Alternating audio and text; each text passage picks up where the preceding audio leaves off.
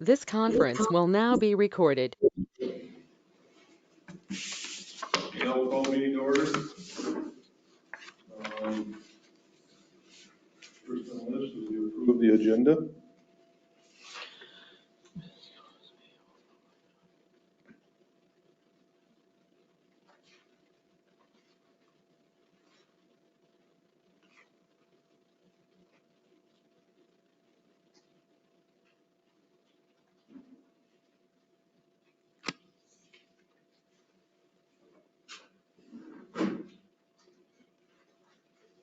Make a motion to approve the agenda. I'll second. No, I don't think you can. No. No, you're just a liaison. Right. He'll ask if there's any changes. He'll ask if there are any changes. If none, then he'll ask for a motion. Gotcha. So, do we have any corrections or additions or taken off or for the agenda? Motion to approve. I'll make a motion to approve. Muriel, second. All in favor? Aye. Opposed? Carried. Approve the minutes of the last meeting.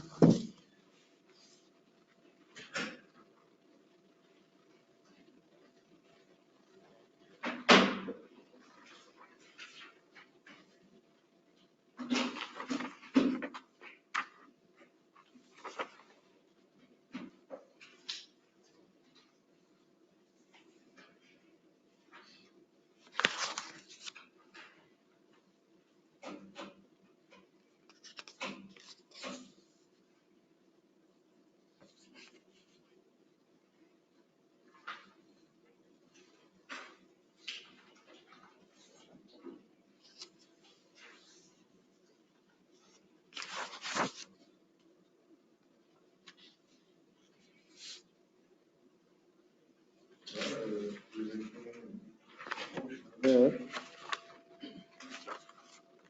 I'll make a motion to approve the minutes. I'll second. Have a motion and a second to approve the minutes of the last meeting. All in favor? Aye. Opposed? Carried. Accounts payable.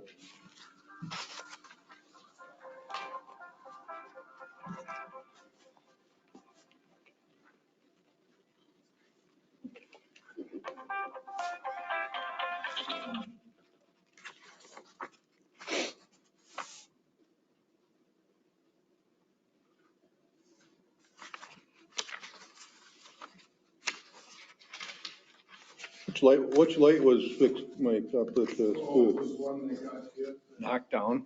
Yeah, and there was nobody was caught on it, so the insurance, there was no insurance. It was between the open shelters and the playground, right? Correct. Yeah, right there in the corner, right where the gravel stops. There was one that was knocked over.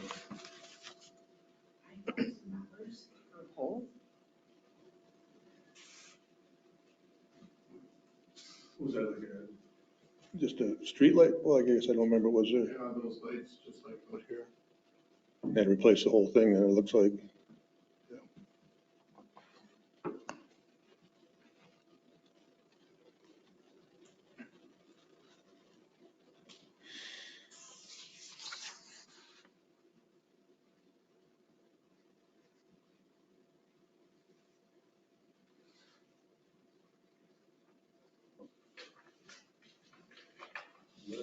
On accounts payable? How are we doing on the bathroom as far as the estimated budget? Are we still under on that? For the one up by the shelter? Correct. No, I don't know. You know, that's a great question. Right. I can come up with an answer, but not right now for that. Okay. I was just curious. Seems like last time we had a pretty substantial lumber amount in there too. We got a huge refund back. Yep. First they were telling us we were not paid up, then we paid, and then they gave us like a $4,000 check back. So I'd have to look and see what the refunds and the outgoing comes to. We only get to see the negatives, Miranda? You're not showing us the positives? My question is when you do go back into the park Right. board, right? You're right. As long as it's made out to the park board, we're okay if Kim deposits it.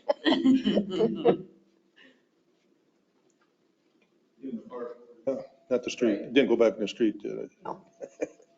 It all went back to park. Yeah, admin got it. To approve the accounts payable? I'll second. In a second, all in favor? Opposed? Carried.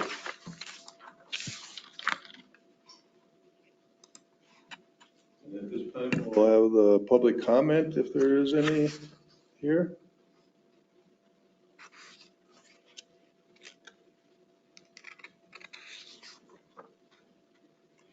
Okay.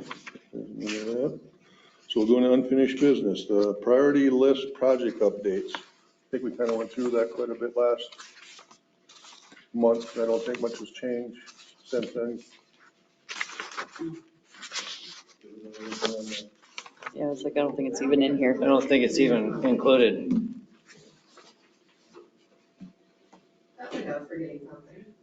There's not any changes on that I right was gonna now say, I anyway, feel like we so- went through it in depth last month pretty well. Next month. On this, on this bathroom building, and then, Where we're at on that. Yep, Right. Golf is on hold until we talk to Tim in the spring, yep. and there's no updates on the dugouts from the ball field perspective. Mike, I don't think there was any updates from the skate park, was there? Oh, okay. Still looking into some things there, yeah. Okay. All right, pool discussion. We had asked, well, I don't, is it Josh? It's not Josh, so is it? Is it Josh? Yeah, it is. Just to come and, has he given us two, I think, what did we ask that about 2 months ago? To kind of get a downsized version of it, and then kind of want to know what,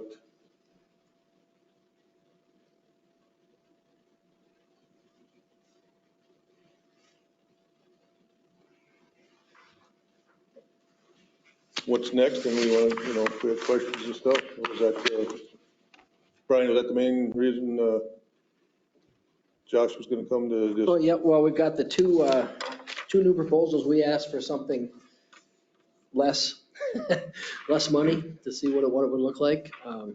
So these are both right around $4 million.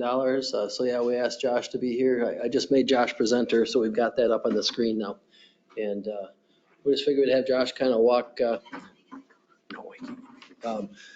just walk us through the way he did on all the other 20, well, I guess it was only 20 proposals before. Now it's another 2, so we're up to 22.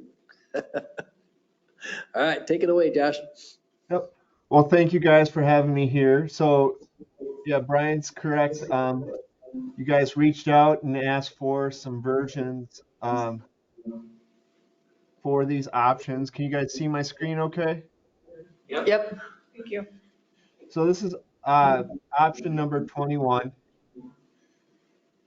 As you, we're not doing anything with the parking lots or anything like that. We're using the existing entryway or driveway and parking lot. Your bathhouse would be right here, and then your mechanical building would be attached to the bathhouse. It would be the building itself would be 1,866 square feet and have, let's see, your entrance would be right here where my cursor is. And then you would, sorry, I'm getting my feedback. It's throwing me off a little bit. The men's and women's side, and then you would enter the pool on this side right here. You've got a zero depth entry pool with some ground sprays and overhead sprays and a toddler slide. The pool surface area is around 4,234 square feet. Then you get into the lap lane area where this side would be 3'6", and would go down to 5 foot. It's got a separated diving hopper with a 1 meter diving board, and then a water slide on the other side, splash pool there. It's 9,959 square feet of deck area and would have a pool patron capacity of 250 patrons. And then when you look at, let me zoom out just a tad here, the opinion of cost. So we put this together on 12/2 of 22, bid for bidding in the fall of 23. And you've got your line items broken out here with a total opinion of probable construction cost of $4,489,000. Any questions on version 21? Just a comment, I guess. We just purchased that rock climbing wall. Are we gonna have to make room for that? We were gonna take that rock climbing wall and put it into one of the new pools, aren't we? So maybe something to think about, Josh. So the question with that would be how high it would be. And two, based on the size of your diving hopper, you need a certain distance between each wall. So it doesn't have a scale here, but I believe this diving hopper is probably around 25 feet wide. So depending on how high it is, you might have opportunity to put it in a transition panel. So as you come out of the lap lane area, you've got your 5 foot brake line right here with your rope barrier. That goes from 5 feet down to 11 feet. So that might be an option. I would just have to know kind of the height of it, and is it designed to be in the water? No, it's up on the edge of the pool. There's two of them and they're, I don't know, how tall are they, Mike? 6 feet, 7 feet? 10 feet tall? I guess a better question then, so you have them at your existing facility. What water depth are they going into? 12 foot. So that would be a question there, because I mean, we do have some room to make the diving hopper a little bit bigger. But if it's 12 feet now, it would probably have to go into 12 feet again. And then we would need maybe some more distance as far as the size of that diving hopper. We'd have to make that diving hopper bigger if we're looking for you. Because each of those features in the deep end, they have kind of a fall safety zone that's required. And the diving hopper that's shown here is for a 1 meter diving board. They just went in where we took old diving boards out, so that's why it's in 12 feet. I don't know that it's in the 12 feet in because it had to be. Okay. So yeah, that could be something we can look at. Okay.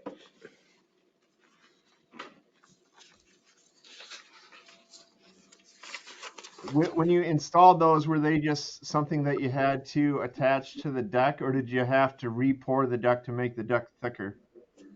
No, we just attached it to the deck. I got you. I think that's Mike I hear. Yep. Hi, Mike.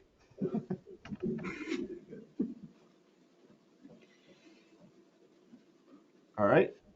We'll move on to version 22. This is a little bit smaller facility.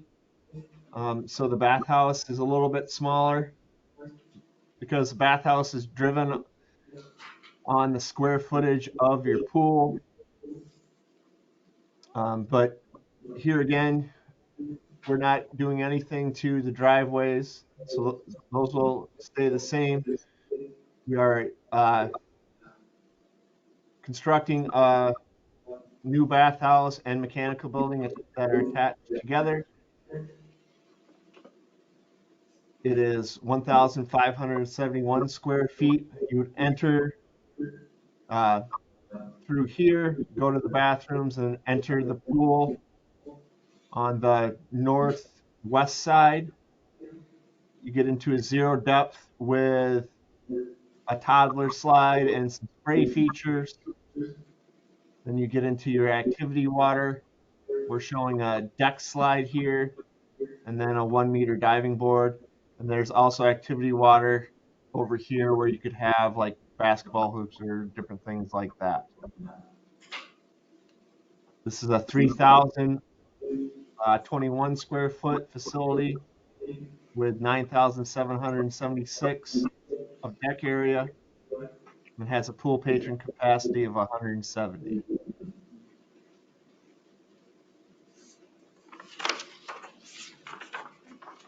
This one's a little bit more cost effective at $3,966,000. Now, from where the zero entry is on that one, go all the way to the opposite end where the steps are? So it goes 0 to 3'6", and then 3'6" in this corner here, and then it gets to 5 foot at this red line where kind of where that end of that deck slide is at. Okay. But way to the far end, opposite of the zero entry, there's a set of steps there, it looks like, coming out? Yep. And what's that? 3'6". That whole area, that whole square area is 3'6"? The blue line. Yes. Is 4 feet. The blue squiggly line is 4 feet, and then it starts to go back down to 3'6". So how deep do you need for a slide? 3'6". So I mean, I think, let me zoom in here.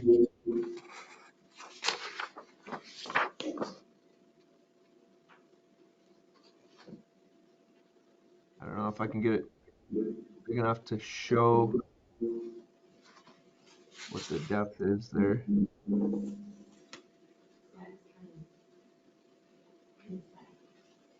So that could be a spot for, you know, a future water slide or a bigger water slide if you wanted. But to answer your question, you would want 3'6" for the termination of the bigger water slide that you're showing on version number 21.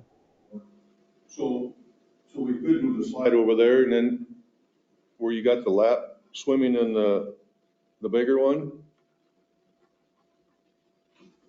Could you do that? Are you saying this water slide or the one that is like this one?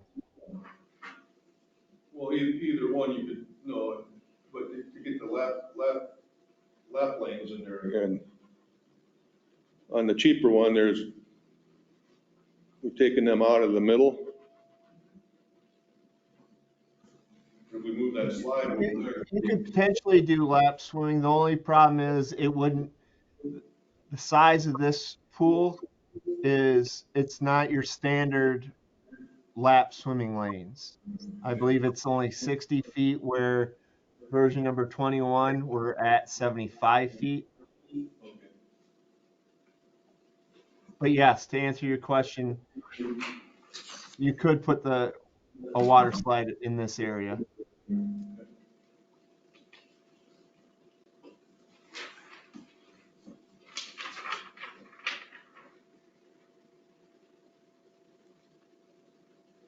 sure it's in here, but on the back side of the version 22, I've seen where there's a slide in the price.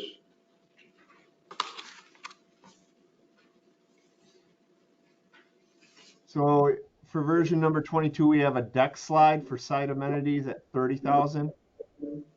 29B. 29B.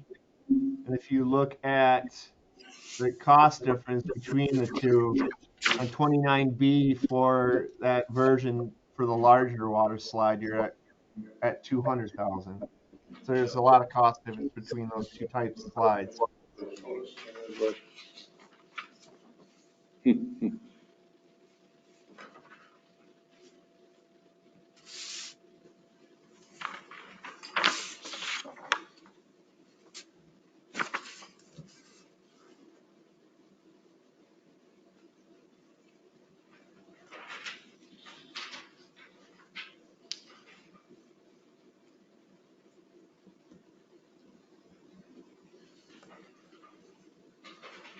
So I like the layout of that, the bigger one. I like the cost of the smaller one. So can you make that happen, Josh? I don't think so. I'm not a miracle worker, so. Especially with the cost of construction over the last 2 years, it's very interesting. Cost of everything is just kind of skyrocketed through COVID, and now it's the supply chain and people trying to find labor to do this type of work. So you said this was to be for a bid out for the fall of 2023? Yes. Yep, and both of them do contain, if you look at the line item 30F, an 8% contingency for inflation and everything else. So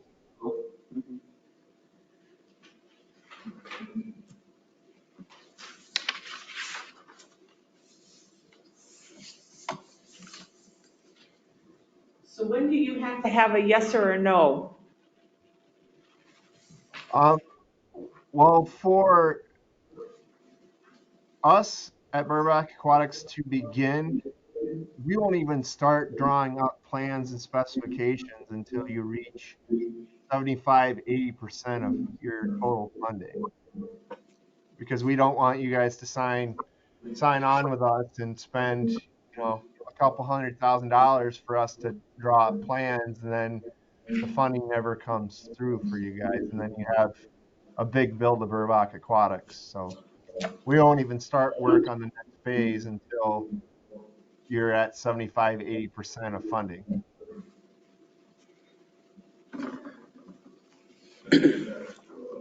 Well, Brian, I'll kind of explain that a little bit. Sure. Yeah, well, of course, this won't happen in 23 because the budget's already set. I think we were modeling some money into 2024 within our capital. And just to let Josh know where we're at here, we're doing a capital improvement or capital finance planning. And this is part of that. And we've been going back and forth with our financial advisor, Ehlers, and modeling different bonding numbers in there. None of them are going to work at 4 million. So there's going to be a substantial fundraising effort, no matter what we do. But it won't be 2023 for sure. We would just have to run a referendum first and get out to the voters. There's only certain times you can do that. So, maybe 2024, maybe 2025, who knows? There's a lot of things that need to be done yet. But yeah, I don't know when the fundraising would start, if that's before the referendum, if you fundraise before the voters say yes or no. I have an opinion on that. Good. As long as you've got a plan put in place, I think that was kind of one of the discussions we had with the first pool committee and the park board, was typically how these work is the park board would approve, say, version number 21 or 22. And that way you've got set, a cost and a layout of, this is the pool we're going to build. It's going to have these different amenities. And based on your schedule, you could start the capital campaign right away. Good. And then you're raising money up to that capital campaign. There is going to be some hurdles as far as different grants and things that you can go after, because a lot of the grants that are available, they're a matching grant, so you have to have 50-60% of the project already funded before they'll even give money to you. So some of those grants you're not going to be able to apply for, but with a good capital campaign leading up to the referendum, and say you've raised, $500, $1 million leading up to that referendum, that really bodes well for the vote, because you can really promote, hey, we've already raised X amount of dollars for this pool, and the final hurdle that we need for the rest of the funding is that yes vote. And you put it on the voters. Do you really want a pool in Zumbrota or not? Because that's a true litmus test for any pool project, is when you do a referendum, it really tells, the feeling of your voters on whether they not want a pool or not. So Yep. So good. We've got a little bit of, I've got another meeting in a week or two. I'll probably know a little bit more then. There's certain things we're shooting for within the financial plan, so.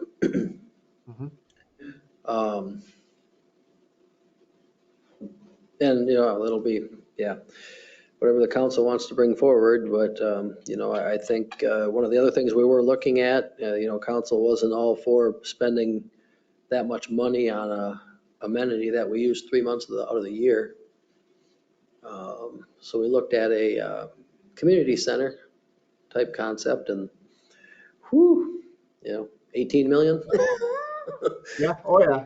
300,000, 400,000 operating, so I don't know that that's going to gain a lot of traction. So I think you're right, Josh, in the fact that it's going to come down to, do we want a pool or not? I would think that we would bring something to the voters at some point. Yep. And so we've done projects where the pool is in addition to the community center, and say if that would go forward, you can help plan in the bathroom fixtures, showers, and different things like that. The one project that comes to mind, and if you want to bear with me for 2 seconds, I can pull up some pictures. Sure.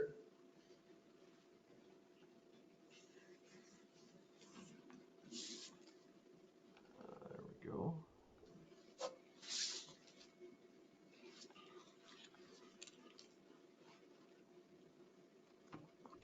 Let me share my screen one more time.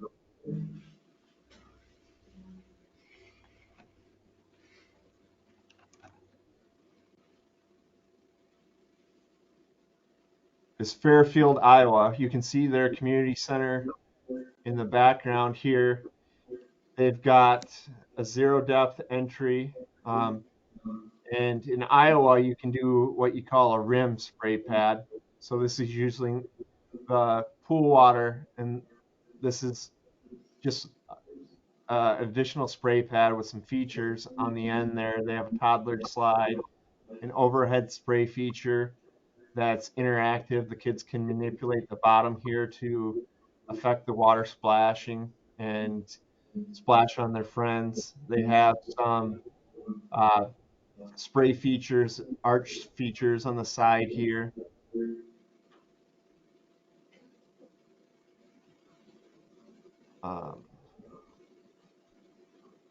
Shows a better picture of the spray pad there. They actually added a concession building here, and I think it's got maybe 1 or 2 family restrooms with it as well. That was how they met the fixture count requirement.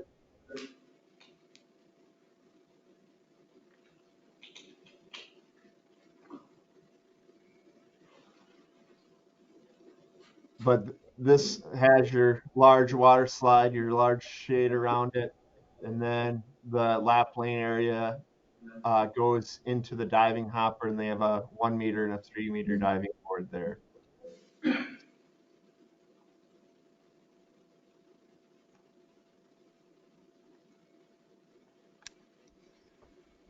So that is an option.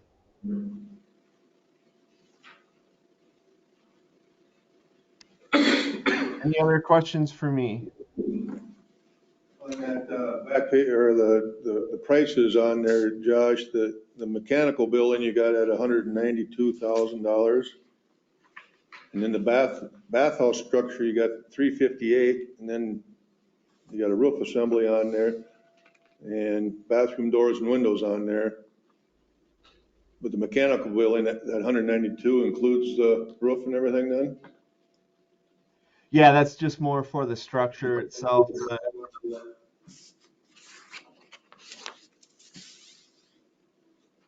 So you're talking line item 17 there. Yep. Yep. So that's just separated out. Okay, you're gonna have the two structures, and then the roof's gonna be all attached, all covered up, then both of them. Yep. Yep, okay. Because there's a little bit different finishes on the inside and different things like that. And it's priced out as a CMU type construction. There are more cost-effective options, but they don't really hold up as well to a corrosive pool environment with chlorine and everything else. So you can do stick built, but your life on the building would not be as much. So Would you call it CN2? Is that like a block construction then? yeah, it's a block type of construction. It's a ceramic masonry unit is what CMU stands for.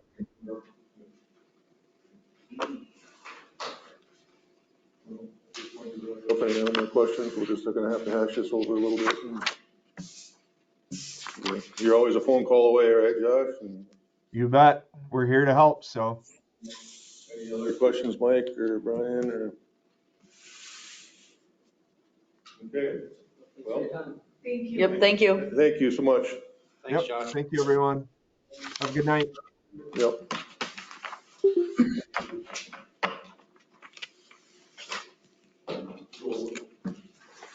Brian, do we want to keep discussing this right now, or do we want to go jump to Maybe just chew on it until the next meeting. I might know a little bit more on our finances by then too. Maybe we should just take this for what it was, the presentation, and chew on it a little bit.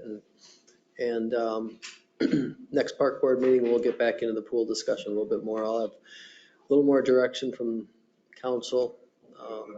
more of that next meeting, then we can probably fine tune it to kind of what we want to, because the way I'm understanding is the city council is for having a pool, right?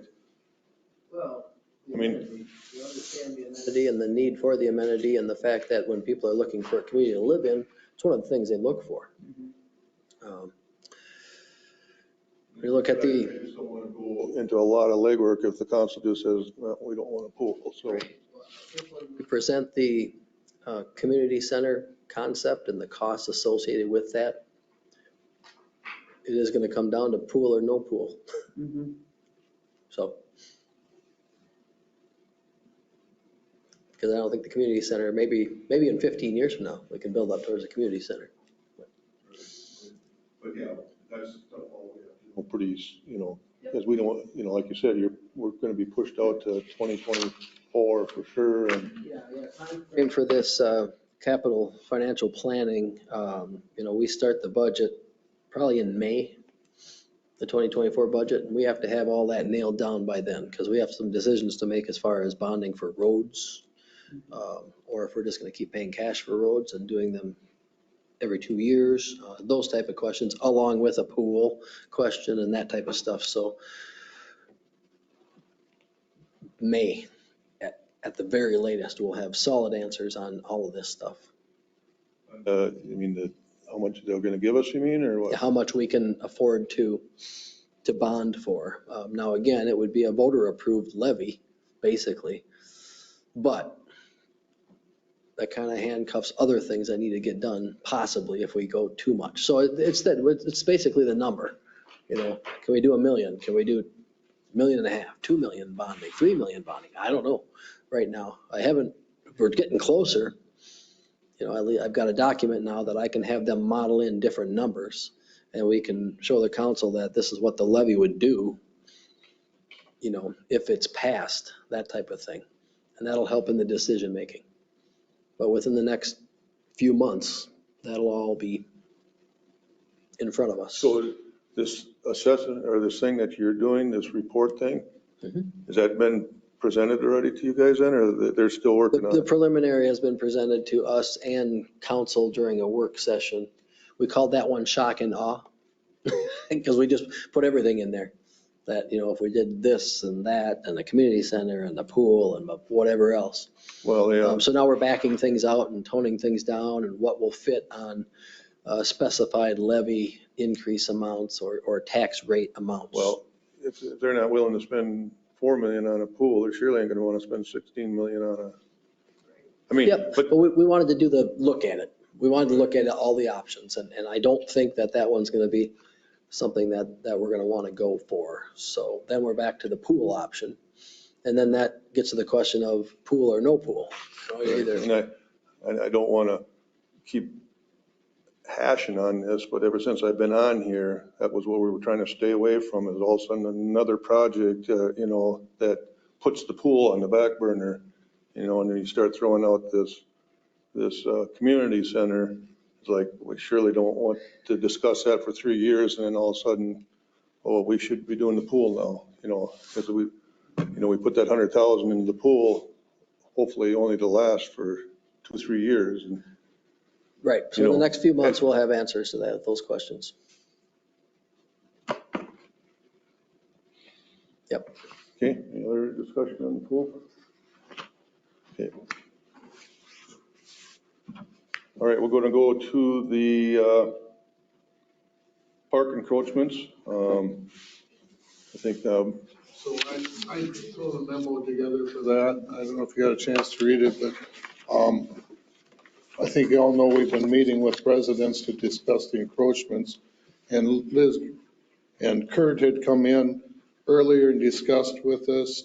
Charlie Nelson wanted to be here, but he won't be here tonight.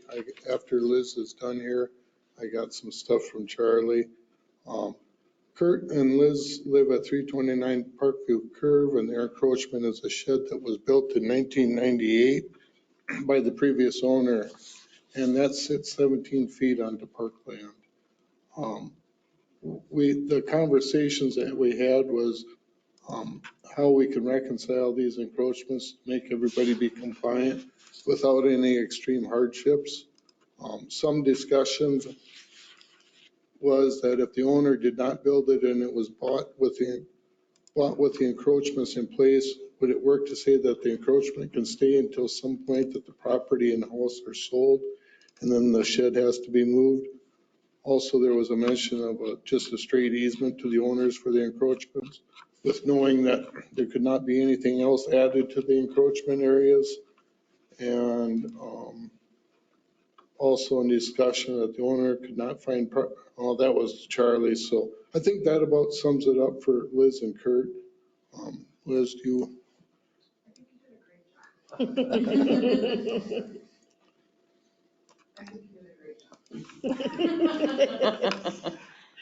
Yeah, we had a good discussion. You know, there's a wood pile there too that they said they'll move back onto or off the park property.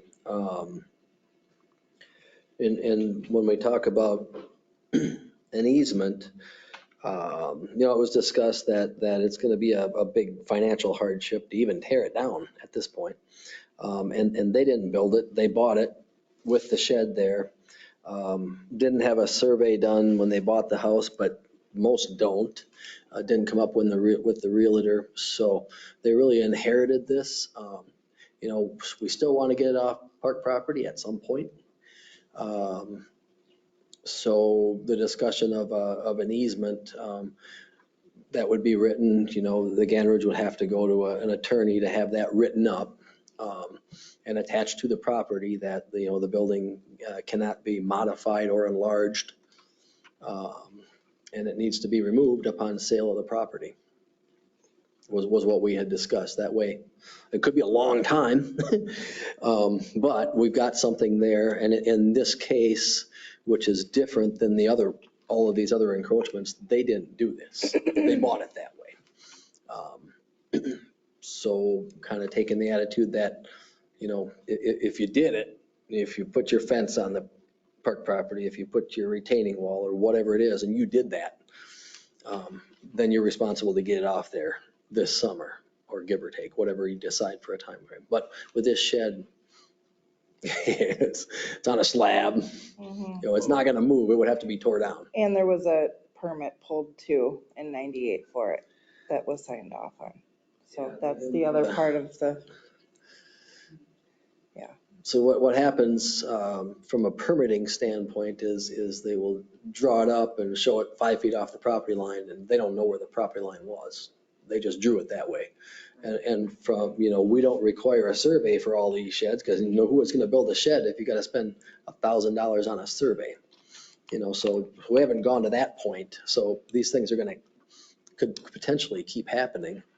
Shouldn't there now, because we've got the line marked pretty well. There's posts all the way along there, but usually it would be between private owners, and then private owners are going to fight it out as to who's removing the shed, or do you have to move it, or do you sell the land? Well, we don't want to sell parkland.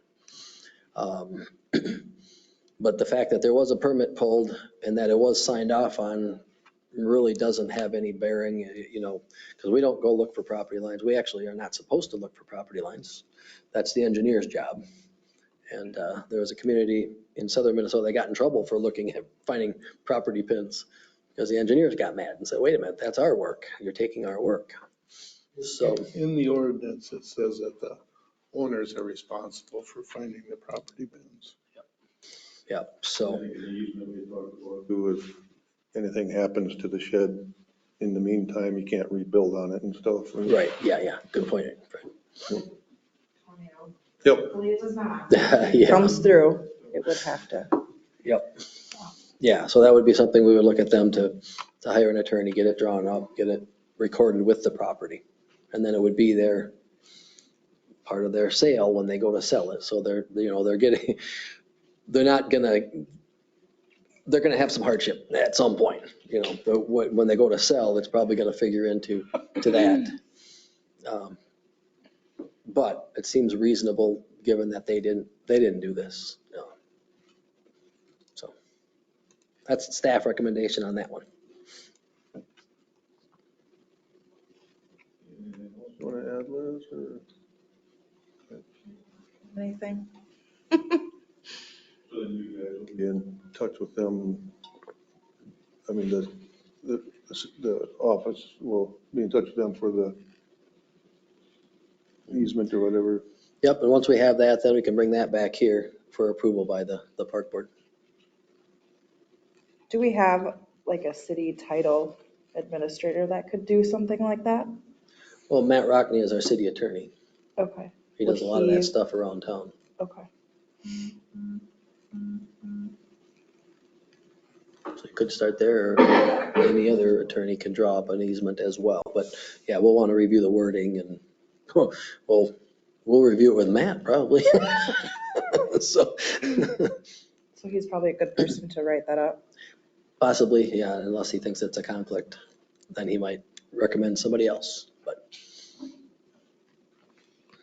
yeah, I think it's a good way to handle this one, given the hardship that it could cause.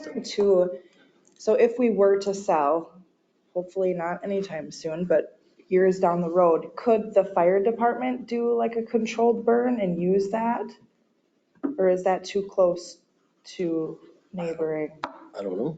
That would be a permit, a separate permit. Those of all, I mean, you'd have to talk to them, of course, but I know the state has really gotten picky on, I think you'd have to tear the asphalt shingles off and, Oh. I mean, I know the houses before it used to be, yeah, go for it. And Right. we burn everything that was there, but It sounds a lot I cheaper. don't think I know.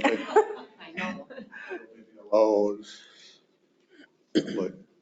but tearing it down, that wouldn't either. You might be able to find somebody to move it. Somebody just buy it. Or they might buy it, take it apart. Move it. That'd probably be your, Concrete? You know, Yeah. Or put a splash pad and charge admission. There you go. Yeah. I've seen how expensive that's. I'm good. If I can't move my shed, I can't put in a splash pad. at that time, somebody would probably buy that, or take it just to move it too, you know, it won't cost you anything.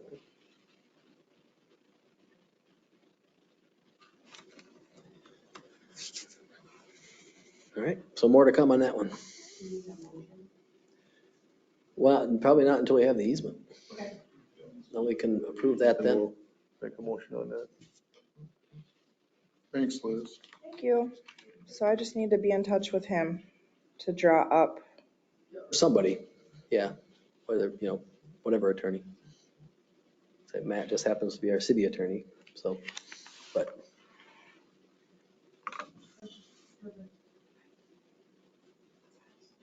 You can go. It only gets more exciting from here, though. Having a super great time, but I'm just gonna see my way out. Thank you, guys. Bye. You gonna speak on behalf of Charlie? Why is it on her to contact someone to draw up the easement? Wouldn't we, as the city, be drawing that up? No, because we didn't put the shed there. As a park board, you don't want to pay for an attorney to draw up an easement to legalize somebody's shed that shouldn't be there.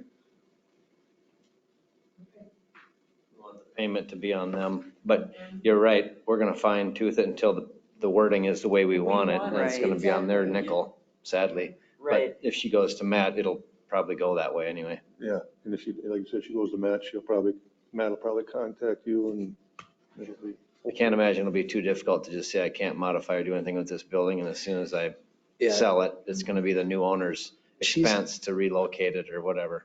She's got a sister, I think, that joined the meeting on the phone that sounded like she knew a lot about, I don't know if she's an attorney or she knew a lot about this stuff though, and raised the hardship question and other Sure. very valid questions, so.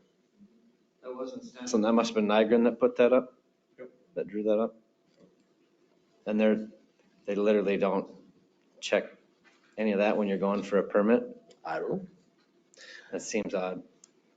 Just from a homeowner standpoint, like, I'm gonna put up a garage and I drew it this way, but I built it some way different, and then there's nothing? They built it the way that they presented it on the building plans. They built it the way they drew it, they just presented the site plan showing it was 5 feet off the property line. Yeah. And it's not. Gotcha.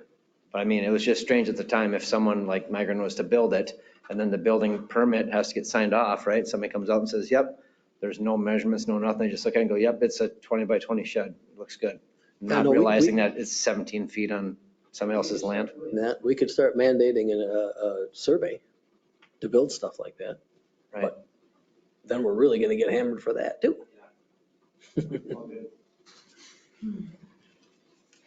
So then Charlie was gonna be here tonight, he couldn't make it. Charlie's encroachments is the shed and pavers that are encroaching. Pavers are 9 feet, and the shed is 1.5 feet. Also, Charlie has landscaping area that is 32 feet on parkland. I'd attached the GIS map, what was used at the time for Charlie's shed.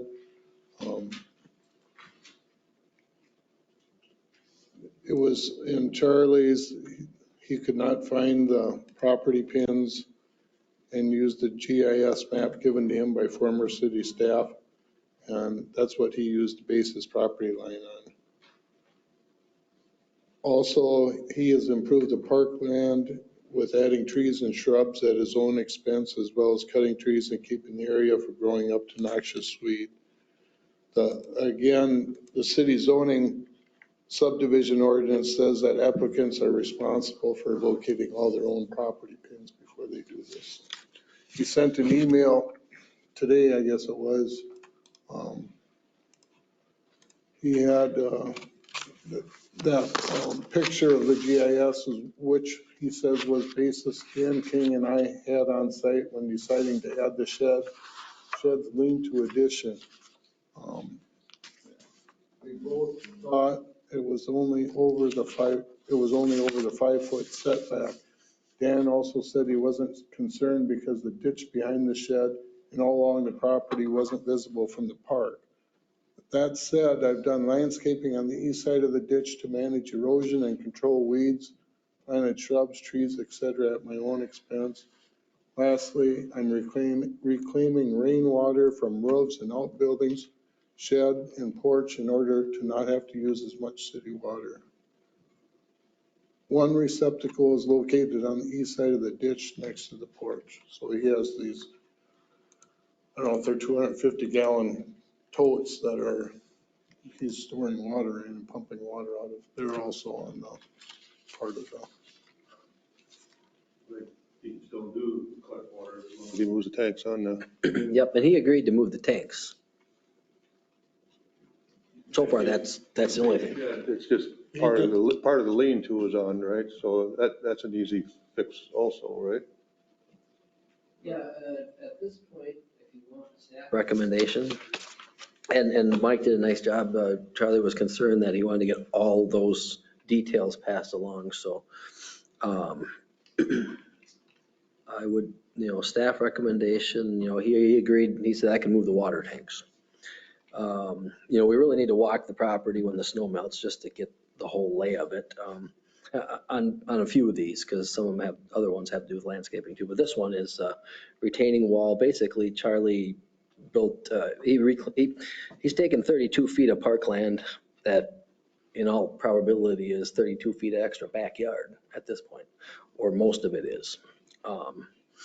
So staff recommendation would be to move remove the lean-to, take all those pavers out. On an email, Charlie said the pavers behind the shed were a little over the top, but it was primarily for weed and leaf control. But, so take the pavers out, take the lean-to off. And again, he did all this work and he acknowledges that he did this. So it's a little different in my mind than buying a property that had these issues before. So move the retaining wall onto his property. You can handle erosion from there, from your property, if that was an issue. And weeds, that would be the staff recommendation. Remove the lean-to, remove the pavers, and get the retaining wall on your own land. I think we're approaching all of, except for the one that was Kurt and Liz's. I think we're approaching all of them that, even if it's a mowed area. So there's another one that's a 28-foot just mowing area that we're going to recommend. I mean, that's going to be a staff recommendation that you have to get back to your property line. Yep, get it back to the property line. We'll plant native grasses in there. And he said that was done for weed control as well. Well, you captured extra 19 feet for your backyard, really. And where does the weed control stop? I mean, right. So where he went back up to the property line again, now he's still dealing with weeds and whatever growing that woods behind him, But it's just gained 19 feet of more yard again. Comes in after he sells it, he's gonna grab another 5 feet. Right. I mean, that's what we're trying to do, just clean this whole line up. And really, that's what I think has happened through the whole thing, and it was probably Kurt and Liz's shed that started a lot of them fences back there, but everybody was you could kind of see what they were doing when they were putting these fences in. They were kind of lining up with the back of that shed or figuring somehow that that's where it was. So, and we had, I think I told you this before, we had a fence go up last year again already. And that one's 6 or 7 feet off the property line, So it doesn't really stop. It kind of continues. And I think the fair way to do it, like Brian mentioned, deal with the Ganroods, but everybody else, we're going to have to, I think we have to bring everybody in to talk to them and say, hey, So I can run down so we've talked to Greg Blockstead so far, Jacob Smith, Kirk Ganrud, Charlie Nelson. We're setting up a meeting with Kate and John Stone, which is fence. That should, hopefully we can, Wednesday, I just sent an email to Fred and Mike to see if we can meet on Wednesday. And then also John Stee, he's the one that mows a whole bunch. Mike Nord's got a little bit of landscaping, a couple of feet, and that's behind the shelter. So we'll have to look at that when the snow, and most of these, well, all of these we'll have to kind of deal with once the snow melts and we can get back there and see, okay. Megan Schaefer has got a fence, that's in that same line. Jacob Smith, they've got an arbor and corner fences. They said they'll move those, no problem. And they'll also take the mulch out of the area that's on the city or on the parkland and plant back to grass. So then we'll just mow that. And we'll do a walkthrough. They requested that we cut down some dead pine trees that are on park property though, that are right behind their house. So Greg Blockstead, he's got a shed on skids or blocks. He's got to move a few feet. He said he'd do that. Then there's some landscaping mulch under pine trees there where no grass grows anyway. He said, if I take that out, there's just going to be mud. So we said, yeah, it's along the trail. Just leave that mulch in there. It's not retaining wall block or anything like that. We're not going to be able to grow grass under the pine trees. So let's leave that there. So that's kind of where we're at so far with the meetings. Got a few more to go here. And hopefully we'll get two of the last 4 done this week yet. And they really shouldn't be a whole lot of, well, the fence, of course, do they have the brand new fence, Mike? Or was that Megan with the brand new? Megan had a brand new fence. I don't know how long stones have been in. So that's a matter of pulling the posts and moving it's chain link fence. So what's our goal? Other than just people encroaching on the park property? That's it. Get everything off park property.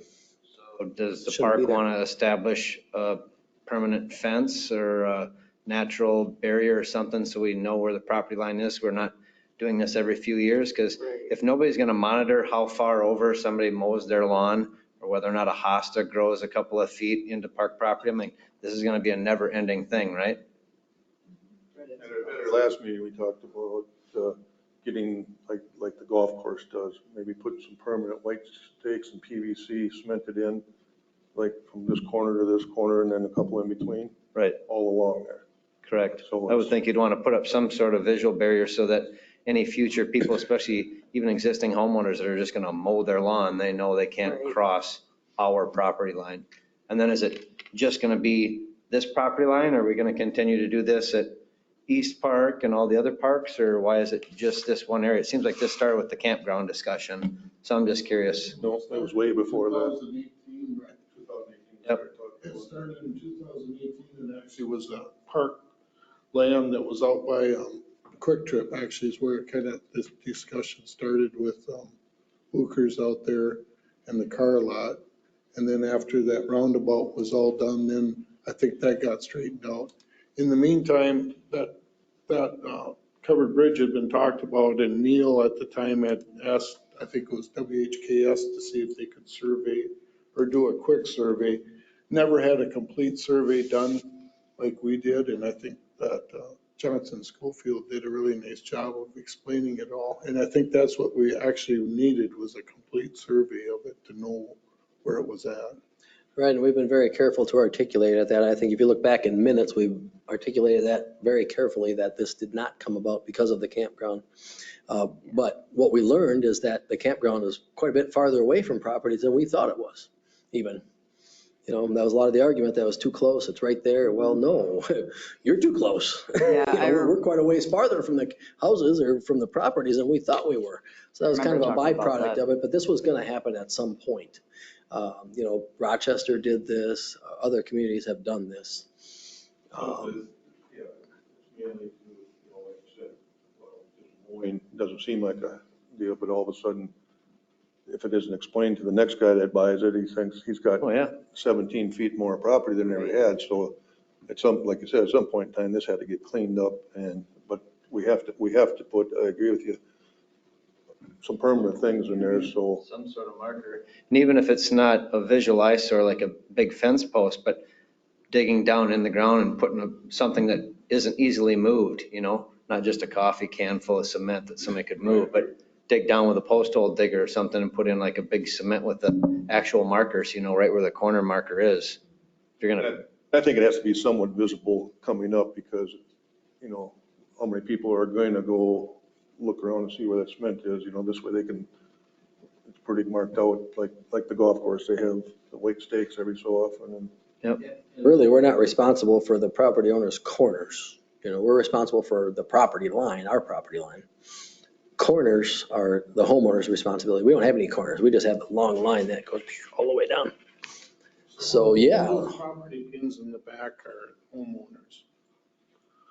The backyard homeowners is what the property pins are. But yeah, I mean, something at the corners, if we can pop something in there. Maybe it doesn't have to be that far up. Maybe it's just something smaller and in the ground. So then they know moving forward, and they'll know moving forward because everything is going to follow a new line. Right now, everything was along the one area was based off of Ganrod's shed that was in the wrong spot. So the next fence went about to the corner of their shed, and this fence went to the corner, the wrong one. So that'll be an issue there for a while. So you're right, having those corners marked somehow. But the ones that back up to the woods, that's just claiming 32 feet of park property for your backyard. Yeah, it backs up to the woods. Who's going to see it, right? Well, I don't get 32 feet of park property for myself. Why should someone out there? Or 19 feet. We can take a bright orange paint and paint up and over Kurt's shed, Kurt Miller's shed. That'll mark that pretty definite. Well, when we do put them weight stakes, I think we should put paint our half up red. to his shed on one side and one up the other side, so they're very visible. That I think if we're gonna do that line marking though with the bridge, we should do it at the other parks so that it's consistent everywhere, so that we aren't. So I think your new parks, I think the property pins are from what I could tell, the white property pins are kind of in the perimeter of those now, like the ones out at Woodlands, and I think the one up in Highlands too.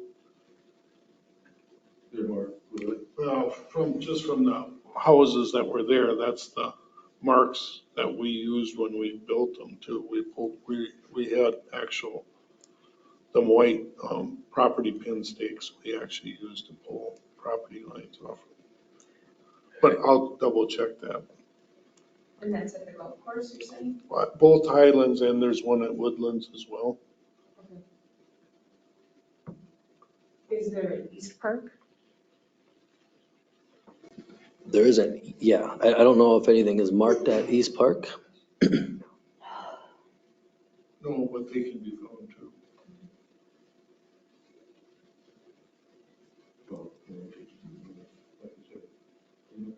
Doing it. And if you can't find them up at East Park, it'd be just that one side, then we'd have to have surveyed. Surveyed up, yep. Because even the one out there where the car dealership is, and that one out there, you found the one. Well, doesn't he have sheds up out there now too? Yeah, but they're off. There, Yep, Mike went out there when he was putting in sheds there and found, because before his parking lot was, and then when they redid the roundabout, I think when the state surveyed it, they brought the grass back to where we were supposed When they to. reseeded everything, they put it right back to the property line the state did. MnDOT did. That's when this all started, because he was about, I don't know how many feet over on. They had cars parked with gravel, probably 6 feet onto city parkland. Yep. I think we just have to be consistent, and it sounds like that's what you guys are doing, so. Absolutely agree.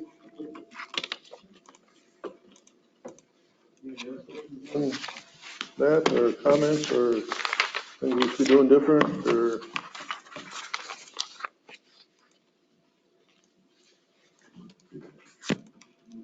Business, 2023 park mowing. Mike, explain that again. I got a memo for that too, don't I?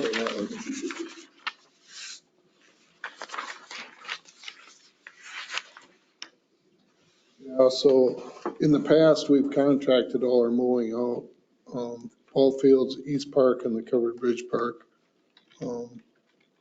That was based on time restraints and staffing issues. We hired a new FTE this year that we feel that we'd have time to mow these parks ourselves, take it over and save some money. It wasn't, probably not what we were talking about earlier, probably not at 6680, but still a savings for the city.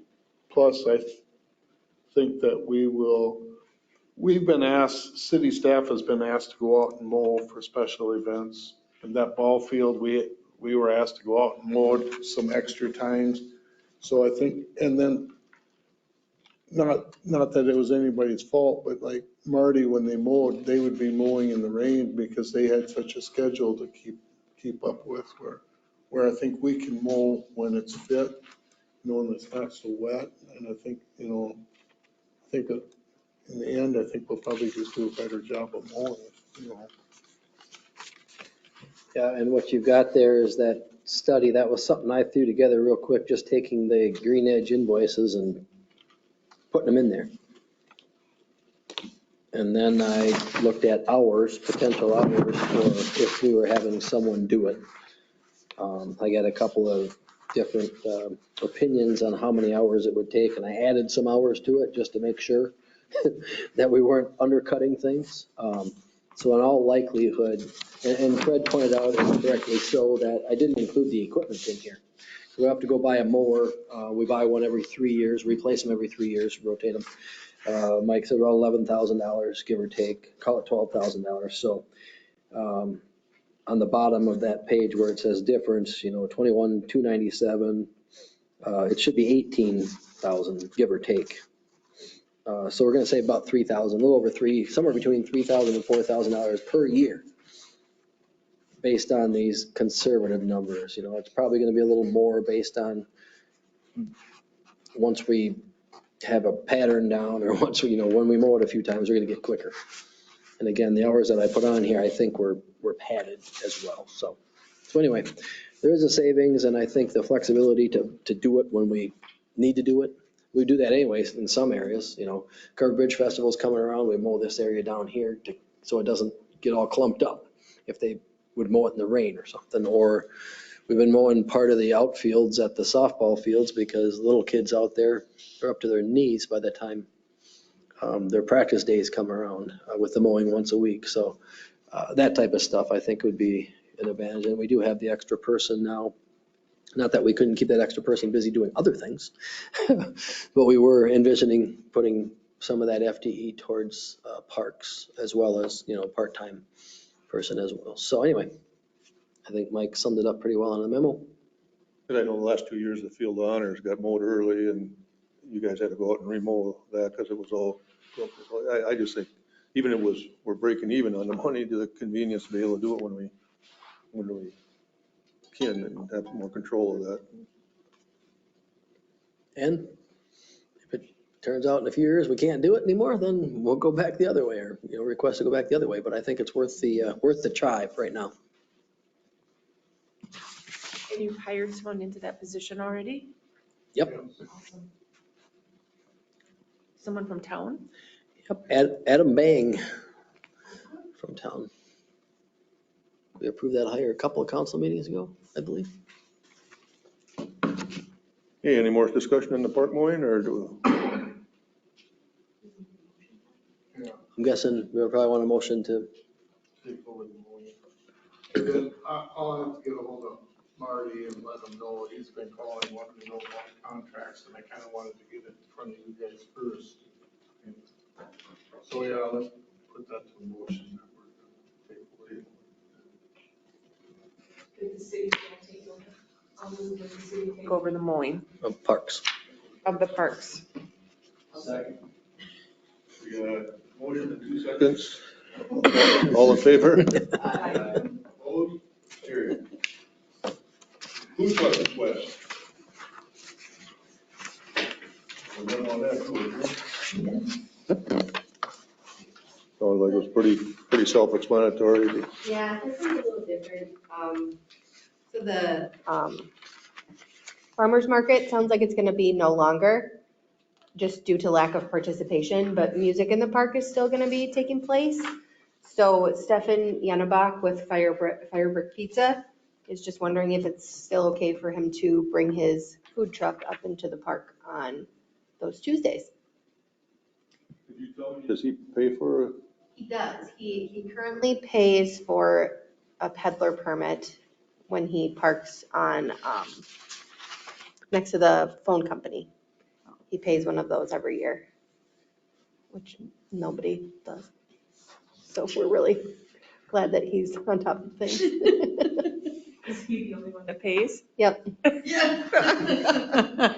We run things on a complaint basis, so if nobody's complaining that, food truck is here, there, wherever, then we don't. 'Cause technically we should be, the sweet corn people should have one, and yeah. Bob's Crumble Beef. Crumbled I was beef. gonna say crumble beef is there all the time. I see them. I guess typically, since I've been here, I've never been asked, other than for a festival, to have something like this on city property, on public property. It's always been on private property, like at Ford or the phone company. So that's why he's asking. Yep. So I don't know. Yeah, I don't know. Well, let's put that into a motion too, that we allow him to continue to. And I also just want to throw out there, in my opinion, if you allow him to do it, if another food truck comes along and wants to, you'll have to allow them to. But does his peddler permit cover anywhere in the city? Or is it specific to He that has it location? specific to that other location. So he said if you guys want him to pay another fee, he would. But I mean, I would add the location to that one permit. yeah. The park Because I mean, he location to has the his permit own, he he has his has. own insurance and. Yeah. So the city's not liable. Yeah. We wouldn't want another one, no. No. No, that was So- kind of what I was. Add Feeling. that to his original one. Yep. And so then if anyone else comes along and wants to put their food truck on park property, then we can offer them the peddler's permit. Right, absolutely. Yeah. If somebody else is definitely going to be parking on, even if they don't come to me, I feel like if they're on park Yep. property, definitely we need to say Private property. something about, right, private property is different. Yeah. But definitely if somebody else just starts parking on park property. Yep. I'll make a motion to approve Firebrick Pizza to be approved at East Park and extend his peddler's permit to that location. I will second. Second. All in favor?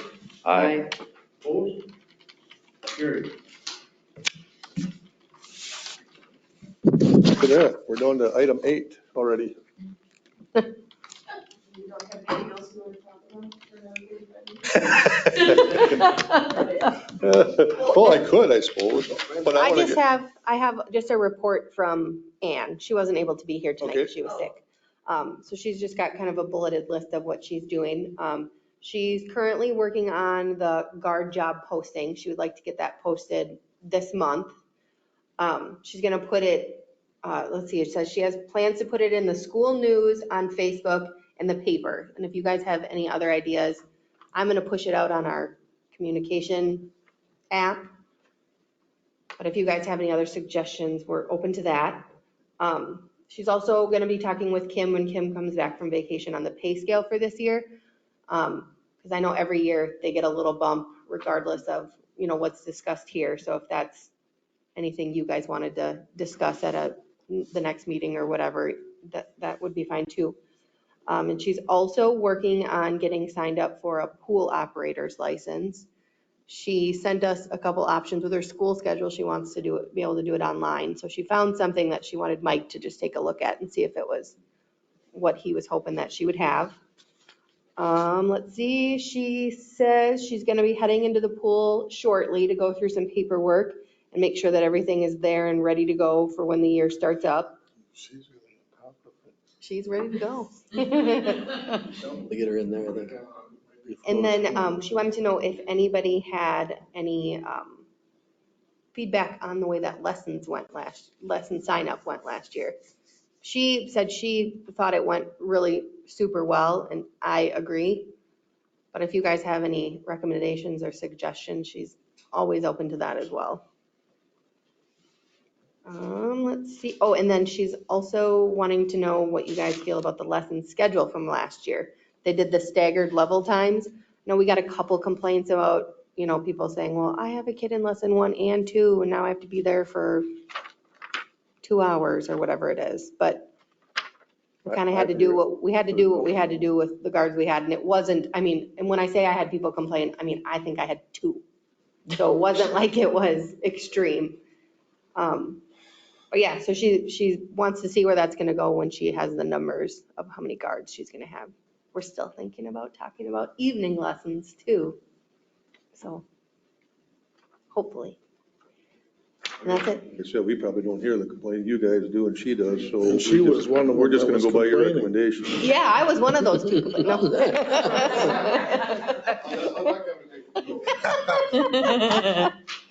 I complained to myself. No.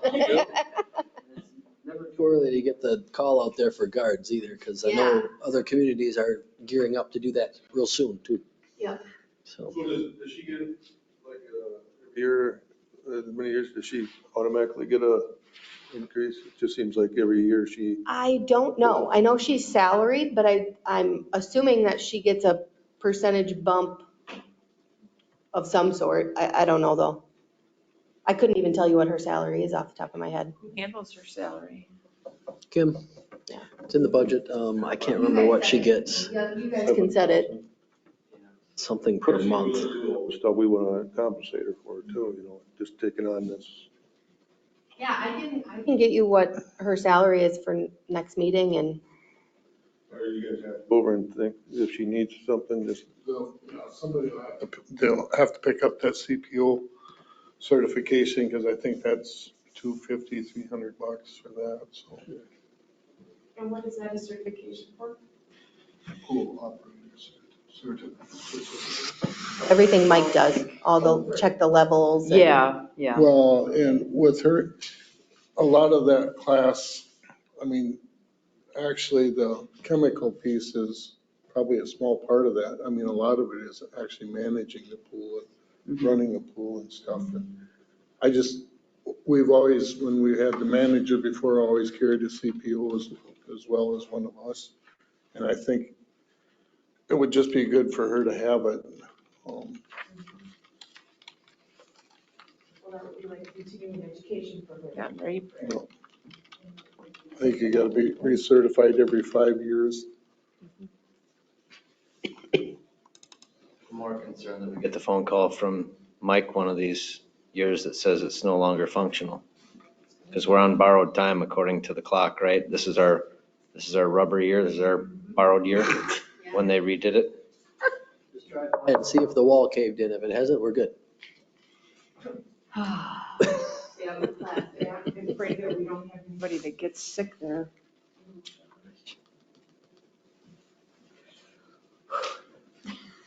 Looking for a motion, Fred? You're already starting to sign. That doesn't happen until after we take the motion to adjourn.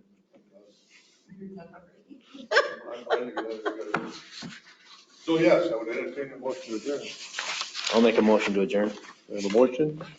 A second to adjourn, all in favor? Aye. Opposed? Carried. Oh. Thank you.